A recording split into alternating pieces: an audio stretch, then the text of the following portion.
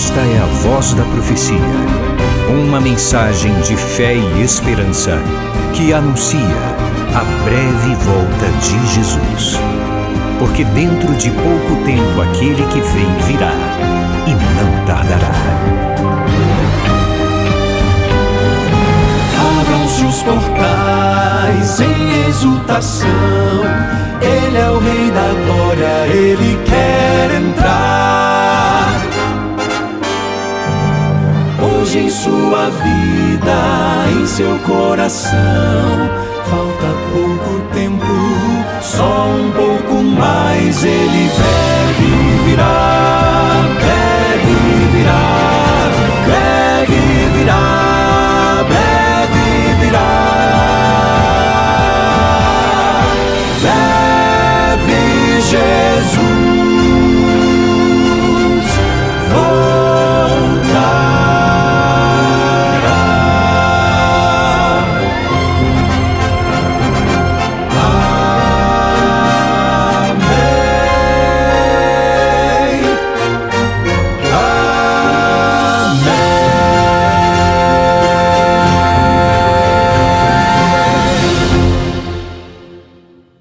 Que bom estar outra vez aqui com você, bom saber que você está comigo e nós estamos juntos na presença do Senhor para refletirmos um pouquinho na sua palavra e acredite, o Senhor sempre está conosco quando o nosso coração está aberto para Ele.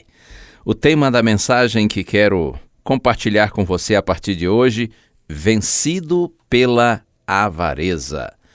Nós vamos pensar na história de um homem que serviu a Deus como profeta, porém dominado pela avareza, perverteu seus dons para obter lucros.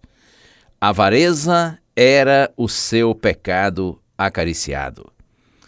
Já sabe em quem estou pensando? Refiro-me ao profeta Balaão. Você conhece a advertência do Senhor Jesus Cristo, que está no Evangelho de Lucas, capítulo 12, verso 15, o mestre diz assim: tenham cuidado e não se deixem dominar por qualquer tipo de avareza, porque a vida de uma pessoa não consiste na abundância dos bens que ela tem. Avarento é aquele que é amante do dinheiro e das coisas. Faz disso a razão da sua vida. Cristo está nos advertindo que as coisas materiais não são o objetivo principal da vida. Devem ser usadas, mas não amadas. Eu creio que posso dizer que Balaão foi o Judas Iscariotes do Antigo Testamento. Estava disposto a prejudicar a quem deveria ajudar, disposto a amaldiçoar a quem deveria abençoar, tudo pelo desejo de obter honras e vantagens materiais. Na segunda carta de Pedro, capítulo 2, verso 15, o apóstolo diz que Balaão amou o pagamento ou o prêmio pela injustiça. Assim como Judas Iscariotes, Balaão também foi vencido pela avareza. Com ele nós aprendemos por contraste, não fazer o que ele fez. Em vez de imitá-lo, evitar seguir seu caminho. A história desse profeta apostatado está registrada no livro de Números, capítulos 22 a 24. Eu quero ler com você agora. Se você tem aí a sua Bíblia, livro de Números no Antigo Testamento, capítulo 22, vou ler os versos 1 a 4 inicialmente. Os filhos de Israel partiram e acamparam nas campinas de Moabe, do outro lado do Jordão, na altura de Jericó.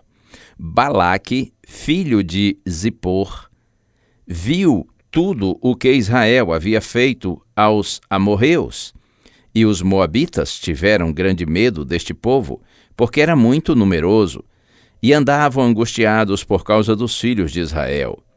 Por isso, o povo de Moabe disse aos anciãos dos midianitas: agora essa multidão vai lamber tudo o que houver ao redor de nós, como o boi lambe a erva do campo.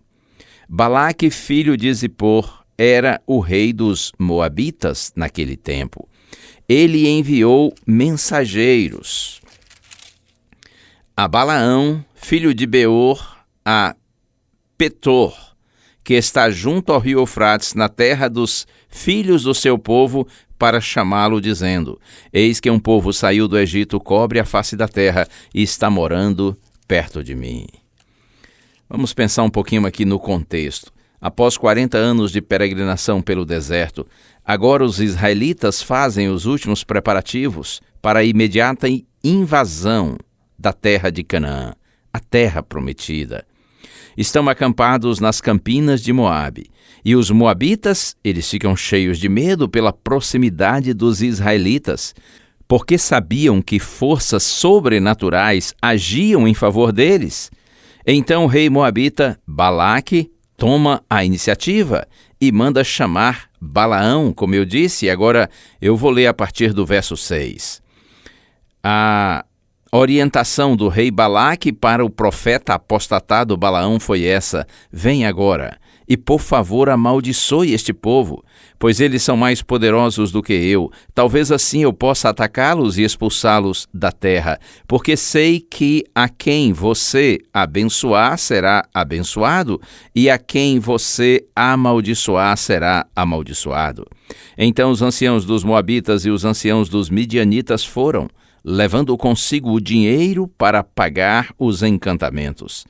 Chegaram ao lugar onde Balaão estava e lhe transmitiram as palavras de Balaque. Os moabitas acreditavam nos poderes da feitiçaria, por isso pediram ajuda a Balaão, que tinha fama de possuir poderes sobrenaturais, sendo encantador e feiticeiro, capaz de fazer adivinhações. Balaque sabia que precisava mais que ajuda humana para vencer os israelitas e resolveu apostar nos supostos poderes de Balaão, crendo na sua eficácia. Veja o elogio, né? Ele disse: sei que a quem você abençoar será abençoado e a quem você amaldiçoar será amaldiçoado. Balaão, com certeza, com essas palavras, sentiu-se valorizado, admirado, poderoso. Como se diz popularmente, é como se o rei Balaque estivesse dizendo para Balaão: você é o cara. Eu aproveito e digo a você que está me ouvindo agora: cuidado com elogios. Normalmente fazem mais mal do que bem. Os elogios deixam o ego inflamado e alimentam o orgulho. Eu costumo dizer, quando encontro pessoas por aí, né, que apreciam o nosso trabalho e muitas vezes até dizem palavras assim de reconhecimento, claro, que a gente tem um sentimento de gratidão a essas pessoas que são tão gentis, mas normalmente, como o nosso trabalho é de grande visibilidade, eu costumo dizer àqueles que se aproximam assim com palavras de muito apreço, eu digo: se você tem apreciado o nosso trabalho, não precisa nem dizer isso para a gente, mas fale com Deus a nosso respeito, ou seja, ore por nós. Eu gosto muito de um texto de Paulo que está na primeira carta aos Coríntios, capítulo 4, verso 7. Ele diz assim: quem é que faz com que você sobressaia? E o que é que você tem que não tenha recebido? E se recebeu, por que se gloria como se não tivesse recebido? É para a gente pensar, não é? Quem é que faz com que você sobressaia? O que você tem que não tenha recebido? E se recebeu, por que se gloria como se não tivesse recebido? Deus seja louvado pela nossa vida e que tudo o que nós fizermos seja com esse propósito: glorificar a Deus e levar pessoas ao conhecimento do nosso bendito Salvador.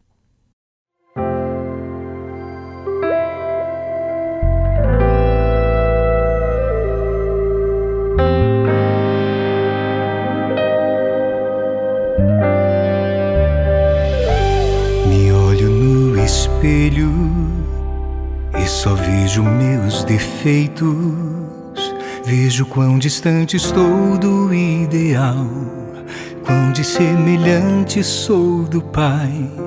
Levo minhas cargas, levo minhas dores, minhas cicatrizes mostram bem o quanto me feri, me machuquei. Mas Deus, com seu amor me ergueu, com amor me acolheu e de beijos me cobriu.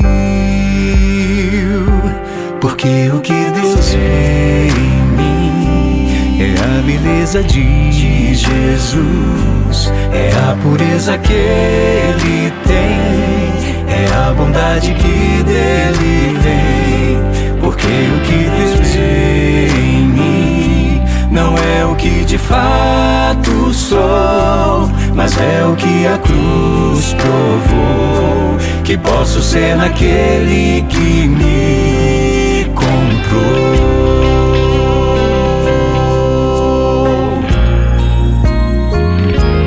Eu saio para a vida, pras batalhas dos meus dias, e o desafio é ser como Ele foi, só depender de Deus, viver o amor. Peço todo dia que Ele seja o guia, ponha seu Espírito em mim, me torne habilitado pra servir. E Deus, com seu amor me ouviu, sua graça me envolveu e de beijos me cobriu.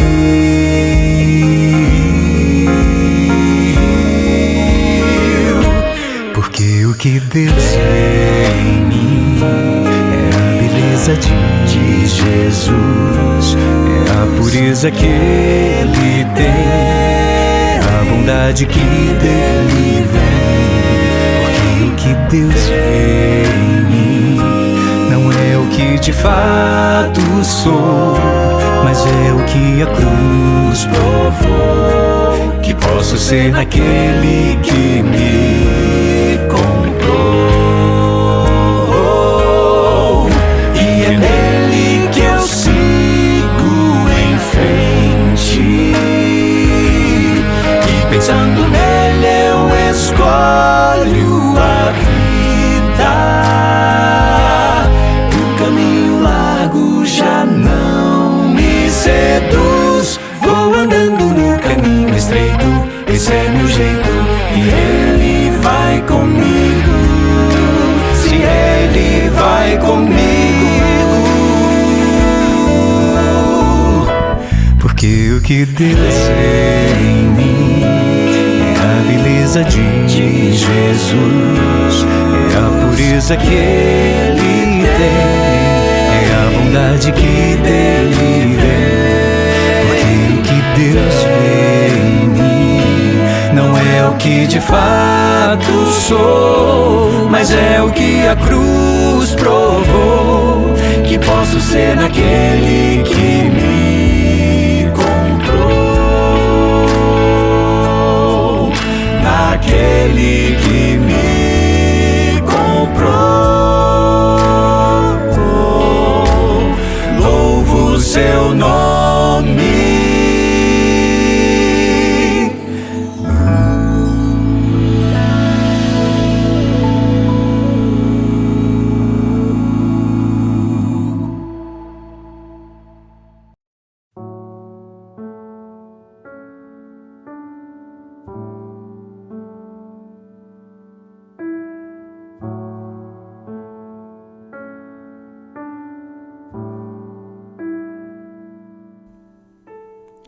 Graças te damos, Senhor, por Tua palavra que nos orienta em tudo.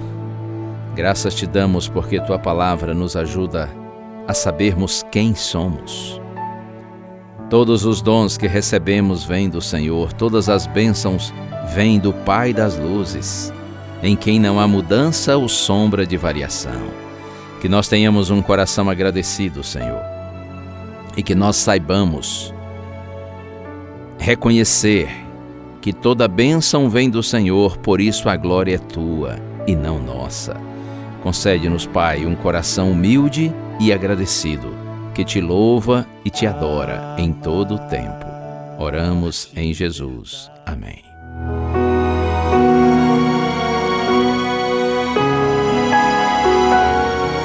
Uma bênção de Deus para você e a sua família. Que o Senhor te abençoe e te guarde. O Senhor faça resplandecer o seu rosto sobre ti e tenha misericórdia de ti. Que o Senhor sobre ti levante o seu rosto e te dê a paz. A Voz da Profecia é um programa da Igreja Adventista do Sétimo Dia.